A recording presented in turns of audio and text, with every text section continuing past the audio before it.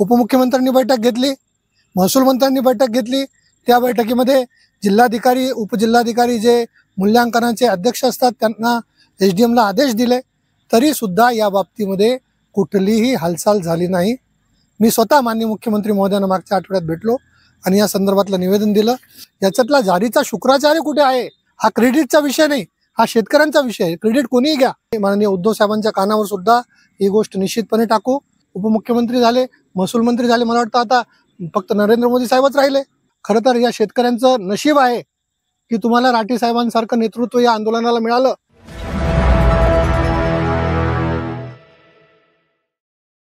हिंदू धर्माच्या आपल्या या गणेशोत्सवासारख्या पवित्र सणाच्या दिवसात सुद्धा जालना जिल्ह्यातल्या शेतकऱ्यांना दिलीपजी राठी साहेब यांच्या नेतृत्वामध्ये या ठिकाणी आपल्या हक्कासाठी, आपल्या अधिकारासाठी या ठिकाणी आंदोलन करावं लागतंय। हे खरं तर शासन आणि प्रशासनासाठी अत्यंत शरमेची बाब आहे। आज 4 महिने झाले, 121 दिवस झाले की एका विषयासंदर्भात जालना नांदेड समृद्धी महामार्गामध्ये ज्या शेतकऱ्यांच्या जमिनी गेलेल्या आहेत त्या शेतकऱ्यांचा भूसंपादन शासन करणार आहे, त्यांना योग्य मोबदला मिळावा यासाठी दिलीपजी राठी साहेब आणि त्यांचे सर्व सहकारी या ठिकाणी आंदोलन करत आहेत। मागच्या काही दिवसामध्ये आम्ही बघितलं की माननीय उपमुख्यमंत्री एकनाथजी शिंदे साहेब यांच्याकडे बैठक झाली मुंबईला। त्यानंतर महसूल मंत्री ज्यांच्याकडे महसूलचा कारभार आहे, जे मूल्यांकनासंदर्भात जिल्हाधिकारी आणि उपजिल्हाधिकाऱ्यांना आदेशित करू शकतात, त्यांच्यासोबत बैठक झाली। जवळपास अर्धा पाऊण तास ती बैठक चालली आणि त्या बैठकीमध्ये निर्णय होऊन सुद्धा फक्त त्या बैठकीचा प्रोसिडिंग इतिवृत्तांत प्रशासनाला मिळाला नाही, हे कारण समोर करून प्रशासन चालढकल करत आहेत। आता जालना जिल्ह्यातल्या ज्या पद्धतीने मराठा आंदोलन सुरू आहे मुंबईमध्ये, त्या पद्धतीने जिल्ह्यामध्ये सुद्धा आमचा दिलीपजी राठी साहेब यांच्या नेतृत्वामध्ये हा आंदोलन 120 दिवसापासून सुरू आहे। परंतु शासन आणि प्रशासन यांना कुठल्याही प्रकारचं गांभीर्य या आंदोलनाविषयी दिसून येत नाही। उपमुख्यमंत्र्यांनी बैठक घेतली, महसूल मंत्र्यांनी बैठक घेतली।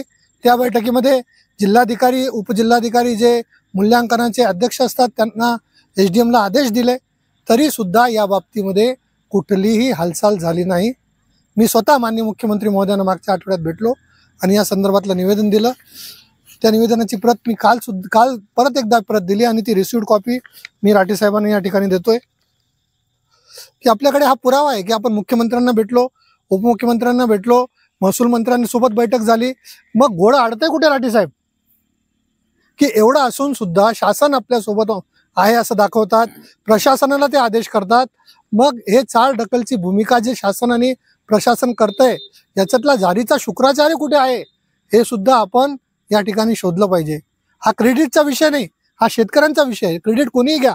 या ठिकाणी जालना जिल्ह्यातल्या सर्व पक्षीय नेत्यांनी दिलीपजी राठी साहेबांनी या ठिकाणी पाठिंबा दिलेला आहे आणि आपल्या परीने त्यांनी शासनाकडे प्रशासनाकडे वेळोवेळी आपल्या भूमिका सकारात्मक पद्धतीने मांडलेल्या आहेत।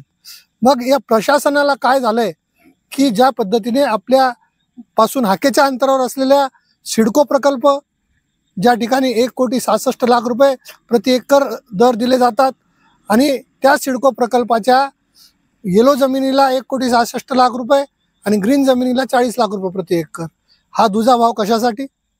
या ठिकाणी सुद्धा जालना नांदेडमध्ये आताच महाराजांनी आणि अनेक लोकांनी सांगितलं की आमच्या 11 गुंठ्याला 20 लाख रुपये दिले, आमच्या 2 एकरला 10 लाख रुपये सांगतायत। हे असं भेदभाव करणं, हे डिस्क्रिमिनेशन, हे कुठल्याही दृष्टीने योग्य नाही। शासनाने आणि प्रशासनाने माननीय दिलीपजी राठी साहेब यांच्या नेतृत्वामध्ये हे जे आंदोलन चालू आहे त्यांची तातडीने दखल घेऊन त्यांची जी योग्य मागणी आहे, स्वतःच्या हक्कासाठी अधिकारासाठी त्यांनी जी मागणी केलेली आहे ती मागणी लवकरात लवकर पूर्ण करून गोरगरीब शेतकऱ्यांना त्यांचे सणवार आहे ते साजरा करण्यासाठी शासनाने स्वयंस्फूर्तपणे आता या संदर्भात निर्णय घेण्याची आवश्यकता आहे। मी राठी साहेबांना विनंती करतो की आपण कुठल्याही प्रकारची टोकाची भूमिका घेऊ नका। आपण जे सांगितलं की आम्ही शासन स्तरावर सुद्धा वाढणार आहोत विरोधी पक्ष म्हणून, आणि माननीय उद्धव साहेबांच्या कानावर सुद्धा ही गोष्ट निश्चितपणे टाकू. आणि मंगळवारी, येत्या मंगळवारी जी यांनी बावनकुळे साहेबांनी जी बैठक घेतलेली होती, त्या बैठकीचा इतिवृत्तांत आम्ही त्या ठिकाणी प्राप्त करण्याचा प्रयत्न या ठिकाणी करू.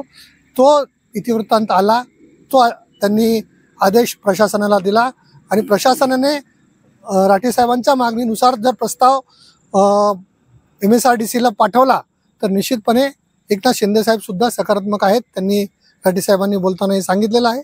मग कुठे सगळ्या गोष्टी आपल्या बाजूने असताना सुद्धा यांना वाऱ्यावर सोडणं हे अतिशय चुकीचं आहे.